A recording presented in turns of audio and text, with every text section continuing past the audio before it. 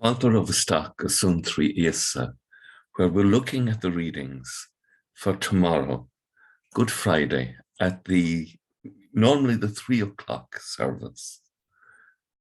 And the readings tomorrow are extraordinary.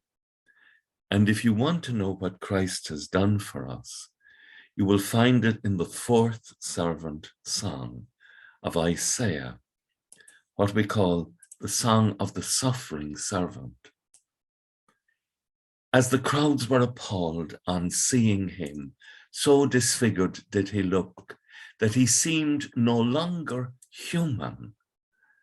So the crowds will be astonished as they look on him, because they shall see something never told and witness something never before heard.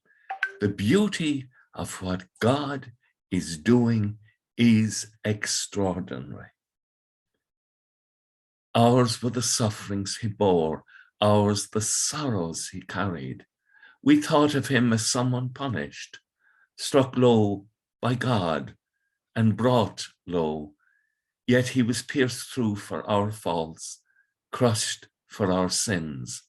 On him lies a punishment that brings us peace, and through his wounds we are healed. We, the sinners of the world, receive mercy through the sacrifice of Christ. Yes, we had all gone astray like sheep, each taking his own way. Harshly dealt with, he bore with it, never opening his mouth, like a lamb which is led to the slaughterhouse, like a lamb that is dumb before its shearers, never opening his mouth. His soul's anguish over, he shall see the light and be content.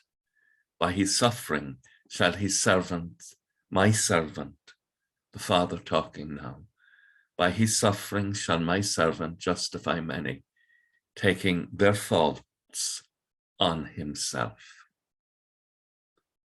Isaiah, the suffering servant, is so beautiful because it is so reassuring to us that Christ has paid the price, and that when we repent, we receive the fruit of the tree of life on Calvary. Christ's cross is the tree of life. And the second reading tomorrow, taken from Hebrews chapter 4, he became for all who obey him the source of eternal salvation. And in the gospel tomorrow, the story of the Passion from St. John, we'll just take 3 lines, 28, 29, 30 of chapter 19. Christ says, I am thirsty. And after he has drunk from it, he says, it is accomplished. He has fulfilled the Father's mission, and bowing his head, he gives up his Spirit. He releases the Holy Spirit into the world. And we, all of us, not alone receive forgiveness, but we receive the gift of the Holy Spirit so that we can be in relationship with God.